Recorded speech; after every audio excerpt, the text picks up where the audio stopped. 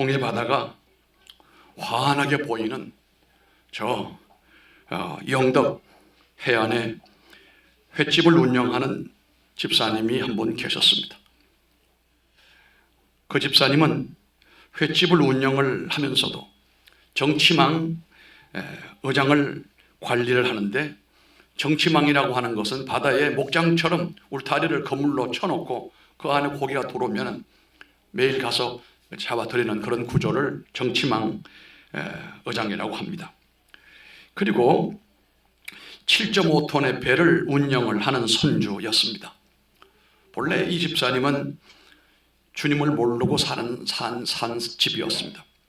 아버지는 심지어 동네에 절을 개척을 해가지고 그 절을 짓고 절의 주지가 되었습니다. 그리고 그 어머니는 그 교회의 보살이 됐습니다. 그런데 그 아들 되는 이 집사님이 친구를 따라서 교회를 갔는데, 교회 가서 예수를 만났습니다. 그래서 아버지를 전도했습니다. 아버지가 어떤 분이라고요? 주지예요, 주지. 이 주지는 중이 주지가 될 수도 있고 일반인이 주지가 될 수도 있어요. 그 절을 짓고 주지인 아버지를 어떻게 전도했는지, 아버지가 예수 믿고 그 교회의 안수 집사님이 됐어요. 보살인 그 어머니를 전도를 해가지고 그 어머니가 그 교회 권사님이 됐어요. 그리고 이 집사님은 그 교회 재정을 맡아서 관리하는 조그만 어촌의 교회였습니다. 근데 그 재정을 관리하면서 13년 동안 재정을 관리하는데 그 지역 사람들의 살림이 그렇게 풍족하지 못하니까 이 재정 관리하는 나는 재정부원들에게 늘 존경스러워요. 저분들 자기 개인 가정 재정도 머리가 아픈데 교회 재정까지 관리할 일이 얼마나 좋아요.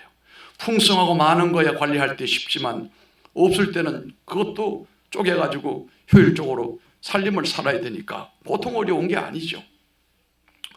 이러다가 담임 목사님하고 갈등을 좀 빚었어요. 이런저런 일로 갈등을 빚고 목사님은 이 갈등 때문에 교회를 사임을 하고 떠나시는 이런 고통도 겪었습니다.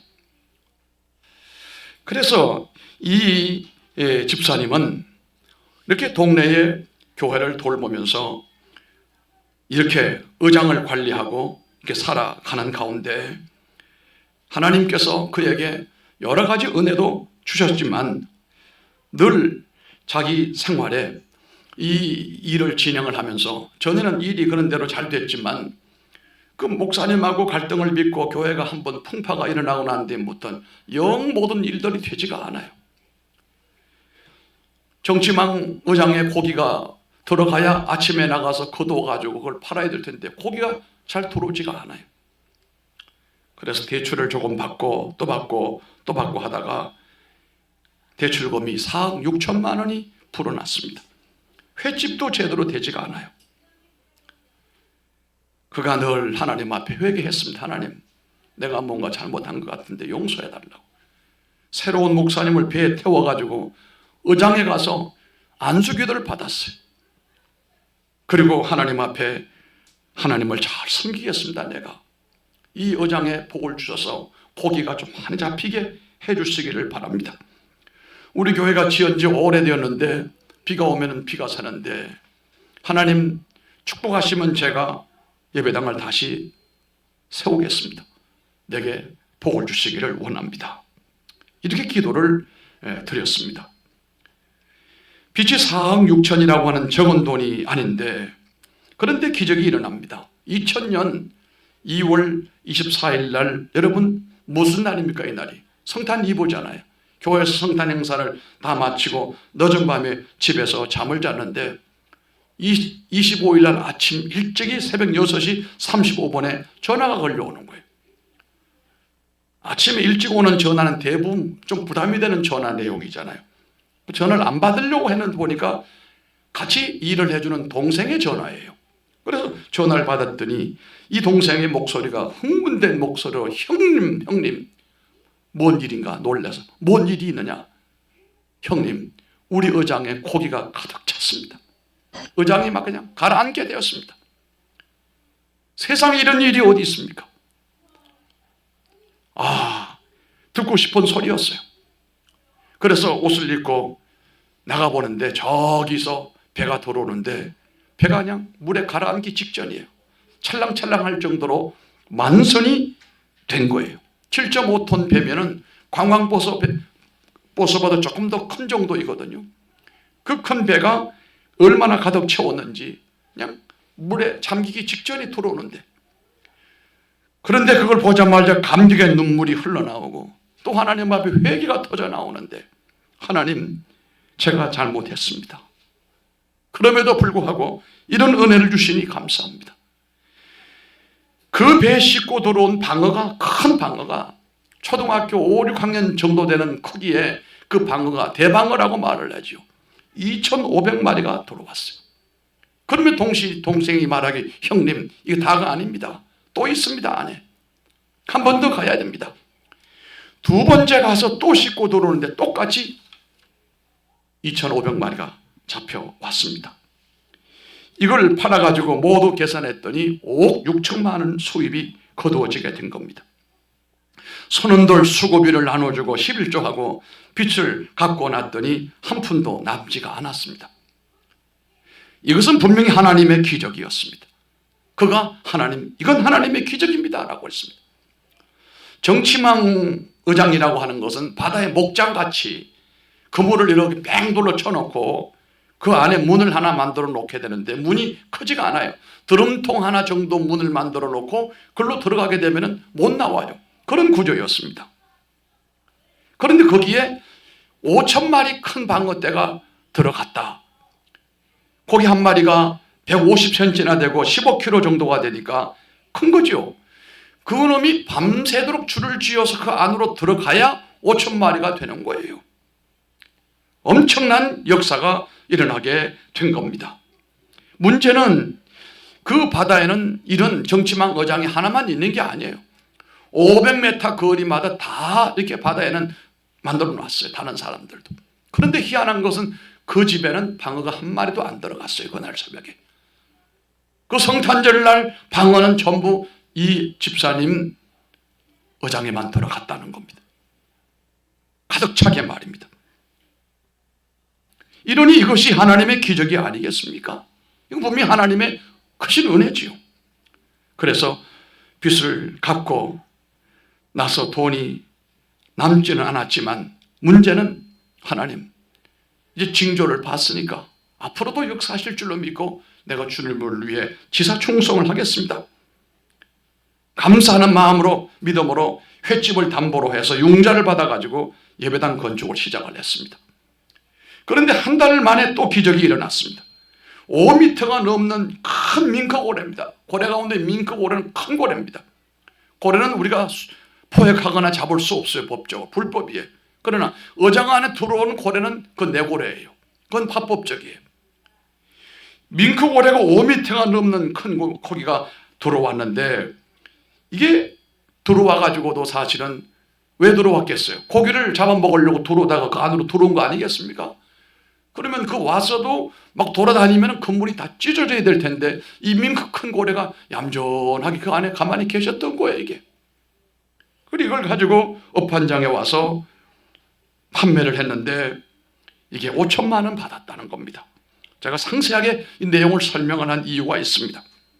하나님이 내게 분명히 복을 주셨습니다, 하나님. 그리고 난 다음에 이런 일이 한 번 또 있었어요. 지역의 사람들이, 저 집사는 뭔가 다르다. 지지리도 안 되더니 어떻게 저렇게 잘 되냐. 저 기적이다, 기적이다. 그 돈으로 건축을 다 감당을 했습니다. 하나님께서 주신 축복에 감격하여 그 마을에 새 예배당을 세워놓고 돌아다니면서 간증을 했는데, 그 사람이 전에 우리가 판교 교회에 있을 때 그 근처에도 왔어요. 이분 얘기가 얼마나 감동적인지, 베드로의 기적은 오늘도 역사한다.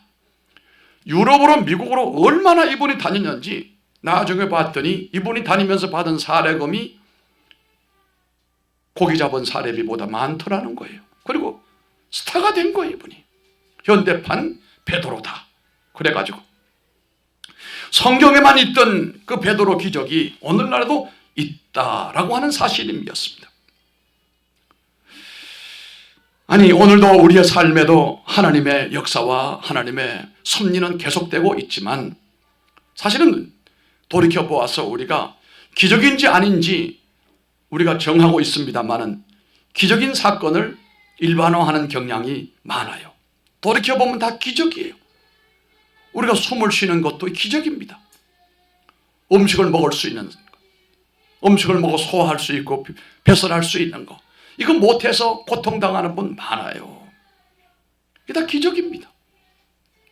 오늘도 하나님 앞에 나와서 기쁨으로 뜨겁게 찬양하고 뜨겁게 하나님 앞에 예배하는 모든 것, 이거 다 기적이에요. 이것을 우리가 일반화하기 때문에 그런 거지만 물고기를 많이 잡는 것만이 기적이라고 생각하면 안 됩니다. 하나님의 은혜로 구원받은 것도 기적 아닙니까? 나 같은 사람이.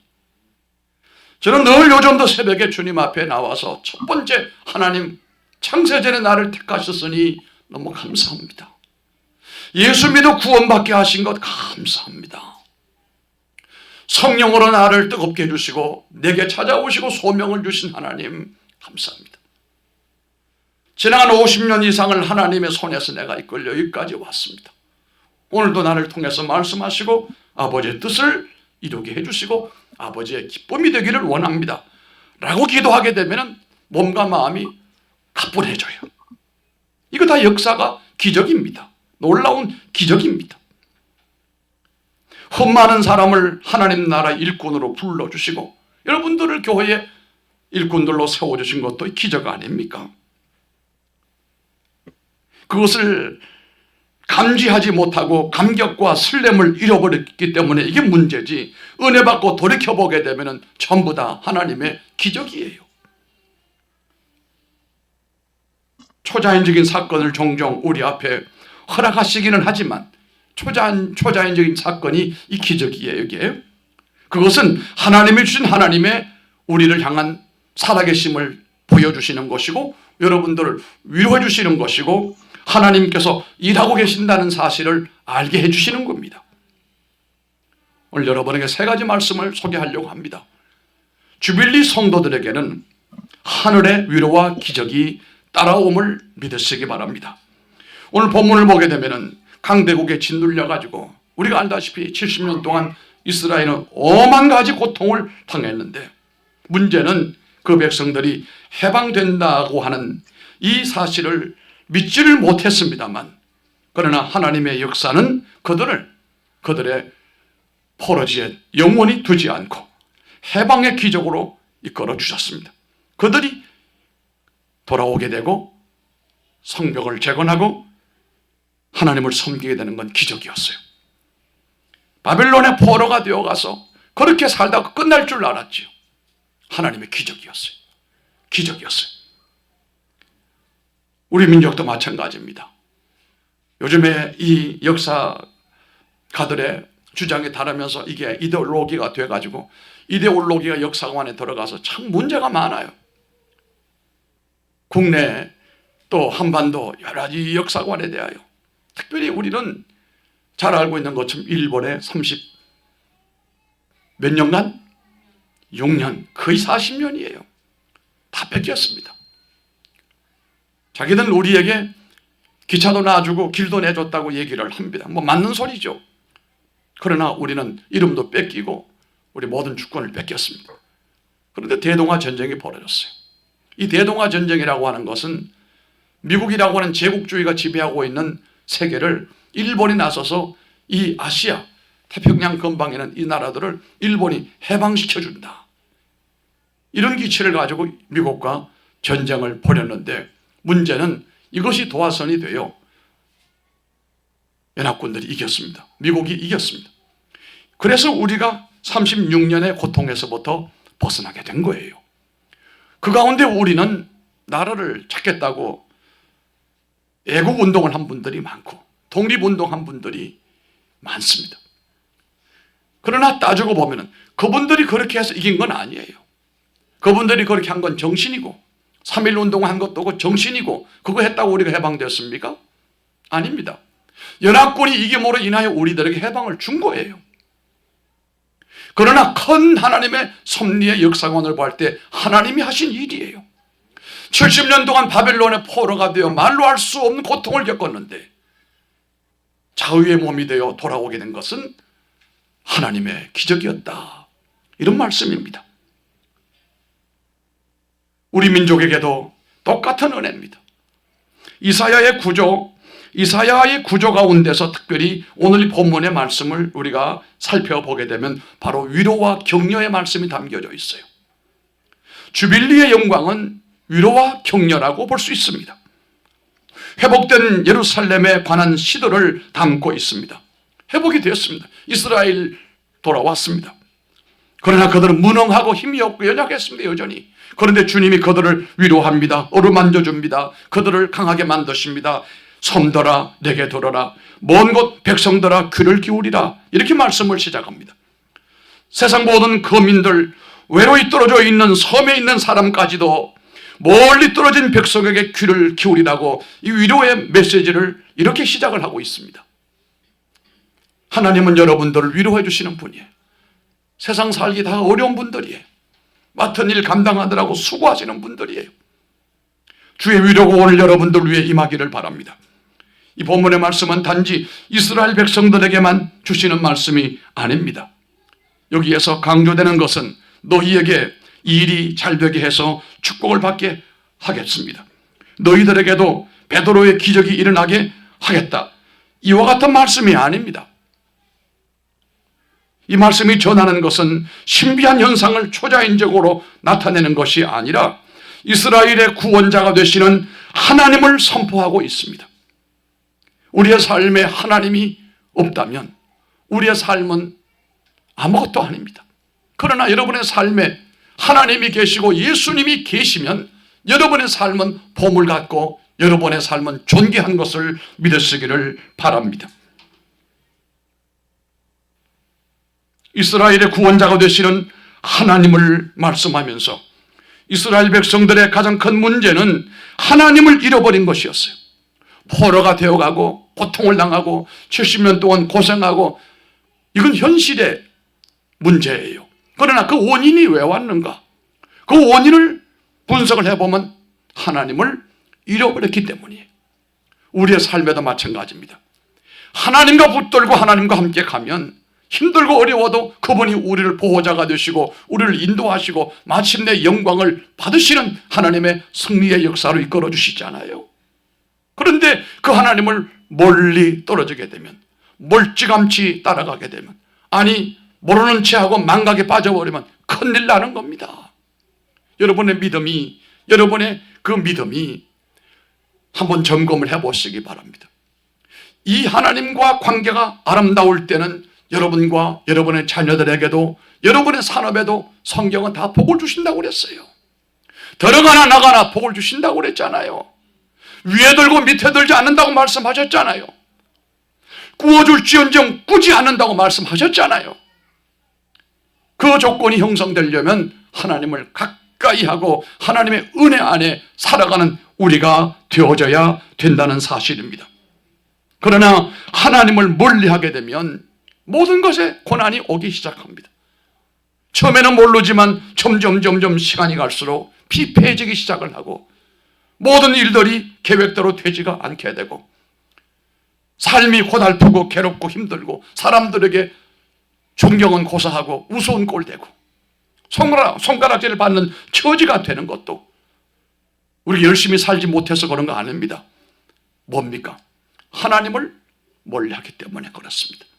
하나님을 가까이 하게 되면, 하나님을 만나게 되면 여러분 삶의 변화가 옵니다. 뭐가요? 따라합시다. 회복의 은혜, 승리의 은혜, 축복의 은혜, 이게 여러분들에게 바람처럼 다가온다라고 하는 사실입니다. 하나님으로 충만해지는 은혜를 받게 되면 강건케 되는 놀라운 역사들, 회복이 되는 놀라운 역사들, 치료하는 놀라운 역사가 막 일어난다는 말입니다. 그래서 오늘 말씀은 온전히 하나님께 초점을 맞추고 있는 것입니다. 그 하나님이 어떤 분인지, 그 하나님이 어떤 역사를 이루시는 분인지, 그 하나님이 나에게 무엇을 원하시는지, 이 모든 말씀의 주어가 바로 모두가 하나님이에요. 인간이 아니에요. 하나님이에요. 오늘 우리들의 시대 정신과 문화와 이 시대의 철학은 나예요. 인간이에요. 그러나 성경은 그게 아닙니다. 하나님입니다. 하나님께 우리가 중점을 두고 하나님의 인도를 따라야 됩니다. 사람들은 하나님이 일으키시는 기적이라는 현장에 눈길을 돌리긴 합니다만 하나님의 말씀은 눈에 보이는 현상이 아니라 본질에 초점을 맞추는 겁니다. 드러나는 것만에 외관에 보이는 것만이 진짜가 아니고 진짜는 물속에 감춰져 있어요. 사람들은 기적을 원하지만 하나님은 기적이 아니라 그 기적을 일으키시는 분이 누군지를 알기를 원하신다는 거예요. 다시 말씀드리면 현실과 본질, 너무 현실에 치우치면 안 됩니다. 우리는 본질에 충실해야 됩니다. 이 모든 일의 역사는 하나님으로부터 이루어진다. 오늘도 우리 삶에 기적을 가져오시는 분이 누군가? 하나님이시라는 사실입니다. 1절에 말씀하잖아요. 그분을 태중에서부터 부르신 하나님이라고 하잖아요. 내 이름을 기억하신 하나님이라고 소개하잖아요. 나를 구원하시고 나를 부르시고 내 이름을 기억하시며 나의 모든 것을 아시는 분이다라고 말씀하잖아요. 그는 나를 불러주시고 택하신 분이며 나를 지으시고 구원하시고 인도하신 하나님이시다. 그 하나님이 말씀하시고 계신다는 사실을 성경은 계속해서 강조하는 겁니다. 여기 7절 말씀을 보게 되면 이스라엘의 구속자, 7절에 이스라엘의 구속자, 이스라엘의 거룩한 이이신 여호와께서라고 말씀을 한단 말이에요. 여기에서 우리가 노래할 수밖에 없는 것은 한이 없는 하나님의 은혜입니다. 나를 지으신 분이 하나님, 나를 부르신 네가 하나님, 나를 보내신 네도 하나님, 나의 나든 그 모두 다 하나님의 무엇이라? 은혜라. 그 신실하신 하나님이 너희를 구원하셨다, 택하셨다, 이런 말씀입니다. 여기에서는 그 하나님을 소개하면서 그분의 신실하심을 강조하는데요. 어떻게 해요? 변함이 없으신 하나님, 그 하나님이 나를 택하셔서 주의 백성을 삼으셨다는 말씀이고, 한번 택하시면 후회가 없으시고 어떤 경우 어떤 상황 가운데서도 택한 것을 하나님께서 변함이 없는 사랑으로 인도해 주신다는 뜻입니다.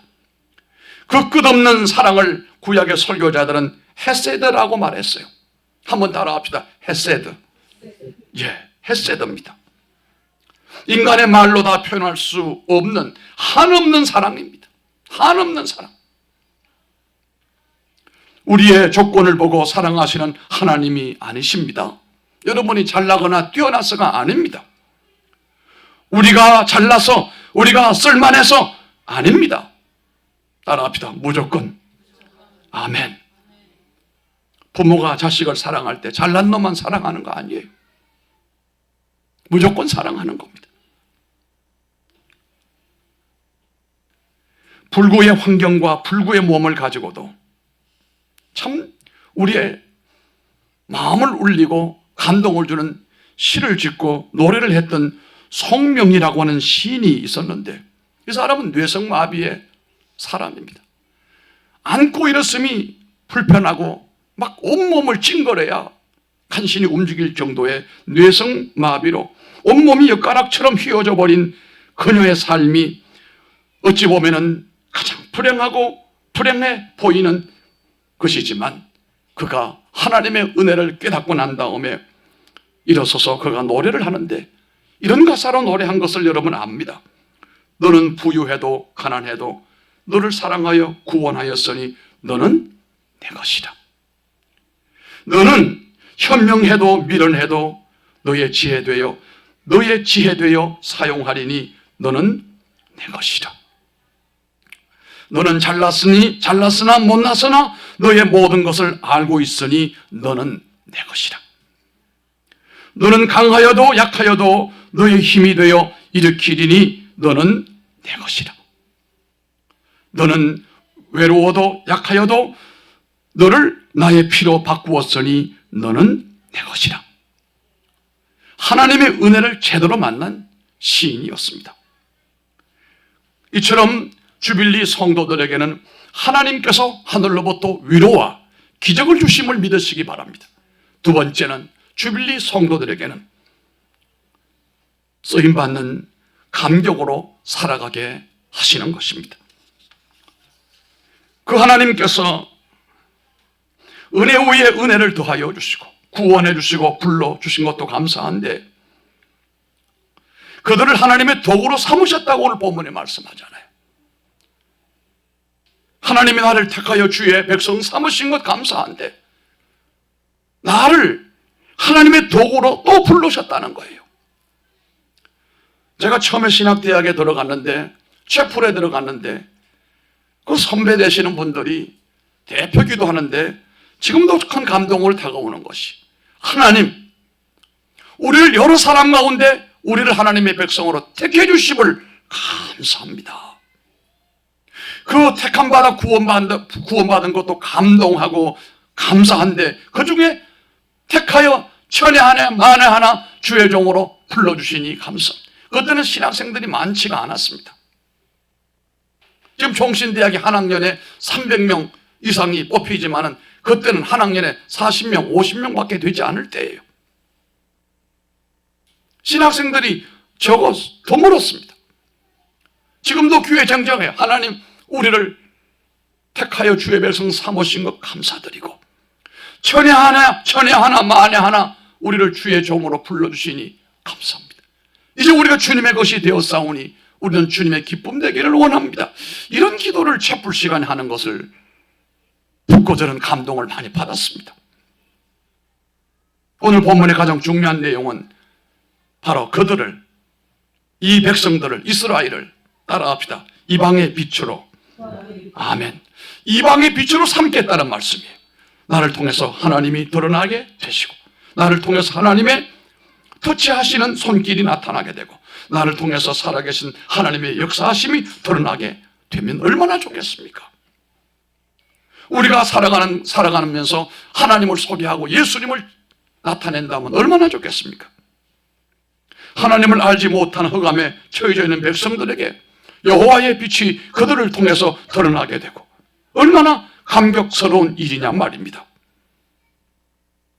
이 땅의 사람들은 무기력 가운데 빠져있는 사람들이 많고 열심도 열정도 잃어버리고 살아가는 사람이 많습니다. 더구나 우리 시대는 노인 연령이 많아가지고 초고령 사회에 진입하고 말았습니다. 이러다 보니까 바깥에 나가면 젊은 사람, 애기들 보기보다는 다 노인네 보기가 훨씬 더 쉬워요. 이 노인네들은 뭐라고 말합니까? 나이 들어 이제 아무짝에도 쓸모없는 존재다. 이러고 살아가는 사람들. 또 어떤 분들은 병마에 하루하루 끌려다니며 고통하는 사람들. 그런데 말씀을 듣는 중에 이 위로의 격려의 말씀을 듣는 가운데 하나님이 찾아오셔서 이런 사람들을 어루만져 주시고 위로해 주시고 힘을 주시고 회복을 시켜주는 장소가 예배당입니다. 그래서 그들이 거기서 일어나서 찬양하면서 울고 기도하면서 울고 말씀 들으면서 울고 생전 처음 그렇게 울고 하나님 앞에 나 같은 사람 하나님의 자녀 삼아주시고 은혜 주시니 감사합니다 라고 한단 말입니다. 그러는 중에 감격 중에 감동받아 찬송하고 기도하는 가운데 고질병도 고쳐지게 되고 디스코도 사라지게 되고 혈압도 정상으로 돌아온 사람들이 한둘이 아닙니다. 그냥 찬양하면서 기도하면서 울고 웃고 말씀을 나누면서 행복하게 살아가는 여러분 되시기를 주의 이름으로 축복합니다. 주빌리 성도들에게는 이렇게 놀라운 하나님 앞에 쓰임받는 감동이 있고 설렘이 있다는 사실입니다. 쓰임받을 수 있음이 복이며 은혜이기를 여러분이 믿으시기를 바랍니다. 나를 통해 누군가를 하나님을 만나게 하시려고 쓰러져 있던 그 누구를 일어나게 만드시려고 나를 보내신 하나님, 얼마나 감동적인 사건입니까? 죄를 범하여 하나님께 매를 맞고 있는 사람들을 하나님께서 이방의 빛으로 우리를 삼아서 그들을 어루만져 주님께로 인도한다면 얼마나 영광스럽습니까? 6절 말씀에 하나님의 구원하심을 땅 끝까지 전달하는 사람으로 우리를 세우신다고 하잖아요. 이게 바로 주빌리의 영광을 선포하는 성도들입니다. 보내줄 수밖에 없는 사람들을 하나님의 아름다운 도구로 삼고 계신다는 말씀, 여러분 아무리 들어도 감동 아닙니까? 나 같은 사람을 뭐가 이쁘다고 불러주시고 주 백성 삼아주시고 교회에 직분 주시고 주께서 내게 때마다 시마다 마음에 감동을 주시고 나로 하여금 거룩한 의무를 감당하게 하시는지 너무 감동스러운 거예요. 여러분 교회를 억지로 하지 마세요. 교회를 억지로 하지 마세요. 전혀 도움이 안 됩니다. 여러분 몸과 마음에 병이 올 수도 있어요. 그러나 은혜로 기쁨으로 감당을 하게 되면 만사는 하나님의 축복으로 이어지게 됩니다. 2절 말씀입니다. 내 입을 날카로운 칼같이 만드시고 나를 그의 손 그늘에 숨기시며 나를 갈고 낚은 화살로 만드시고 그의 화살통에 감추시고. 저는 이 말씀을 볼 때마다 우리가 나의 나됨이 내가 공부 많이 하고 내가 인생을 멋지게 살려고 노력을 하고 도전해서 오늘 이렇게 된 것이 아니라 하나님의 손에서 우리가 이렇게 만들어진 하나님의 선물들이다 라고 하는 사실에 얼마나 감동을 받았는지 모릅니다. 그 일을 잘 감당할 수 있도록 나를 만들어주신 분이에요. 원래 그렇게 하나님의 일을 잘할 수 있는 사람이 아니에요. 히브리 4장에 보면은 하나님의 말씀은 좌우의 날선 어떤 것보다 예리하여 혼과 영을 찔러 쪼갠다고 말씀하잖아요. 관절과 골수를 찔러 쪼갠다고 하잖아요.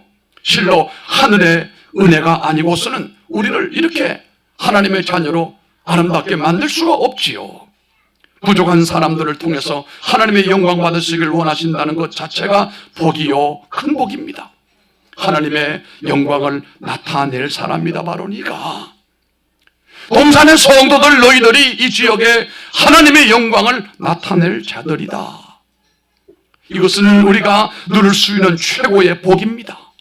그 사명을 잘 감당할수록 힘을 주셔서 감당케 하신다고 말씀하잖아요. 하나님이 책임지시겠다고 말씀하잖아요. 우리 다음 세대도 왜 주빌리 신앙으로 우리가 하나님 앞에 바로 서야 되고 헌신해야 되느냐? 우리 자녀들과 후손들도 그 복을 누리게 될 줄로 믿습니다. 우리는 이런 기도를 드려야 합니다. 하나님, 누군가가 나를 통해서 하나님을 만날 수 있게 하여 주시기를 원합니다. 누군가가 나 때문에 하나님의 은혜를 맛볼 수 있게 해주시기 바랍니다. 동해안 철학의 그 괄괄하던 한 집사님을 통해서 현대에도 하나님의 역사하심이 선명하게 드러나듯이 흠결이 많은 나를 통해서 내 생애를 통해서 하나님 드러내 주시기를 원합니다. 이렇게 살아가기를 바랍니다. 세 번째입니다. 주빌리 성도들에게는 설렘과 감동으로 삶을 사시기를 바랍니다. 4절에 말씀합니다. 4절 다 같이 한번 읽어보겠습니다. 4절입니다. 다 같이. 그러나 시작.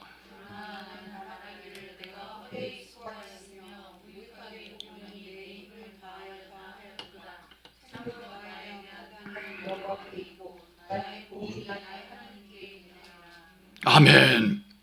그 말씀 중에 너희에게서 나의 영광이 빛나리라.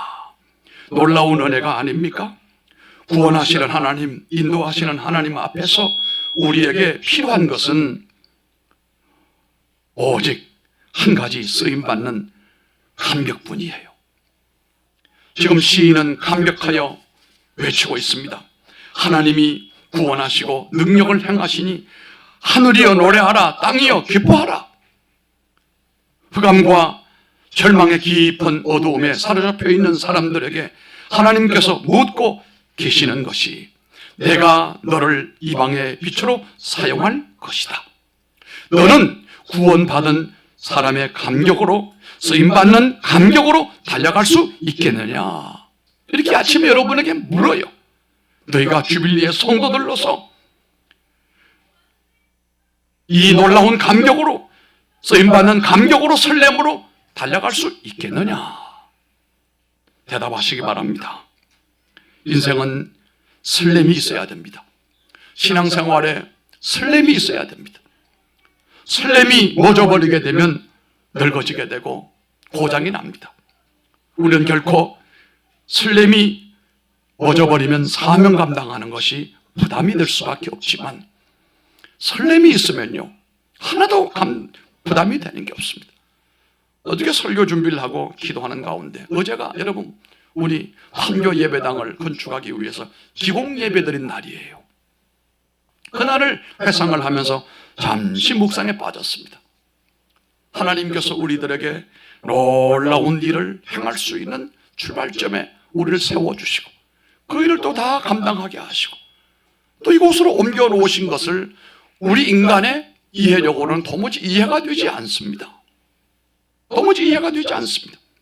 그러나 그 하나님의 깊고도 넓은 하나님의 뜻을 누가 다 알겠습니까? 머지않아 하나님의 감춰져 있는 그 역사가 우리에게 나타나게 될 줄 믿으면서 우리가 설렘을 가지고 있어야 돼요. 처음에 우리가 결혼을 합니다. 얼마나 설렙니까? 설렘이에요. 살다 보면 설렘도 사라지면 이거 남남 같아지게 되는 거예요. 여러분 나이가 많아도 노인이 되어도 부부간에도 설렘이 있기를 바라고 신앙생활에도 설렘이라고 하는 것이 살아남게 되면 하나님이 역사하시는 기적이 나타날 수 있는 사건임을 명심하시기를 바랍니다. 우리가 이 설렘, 하나님께 쓰임받게 된 이 설렘, 여러분의 마음속에 신앙 속에서 쓰임받는 자의 행복이 여러분들에게 있고 이걸 감당할 수 있다면 분명 여러분은 주빌리의 영광을 선포하는 성도입니다.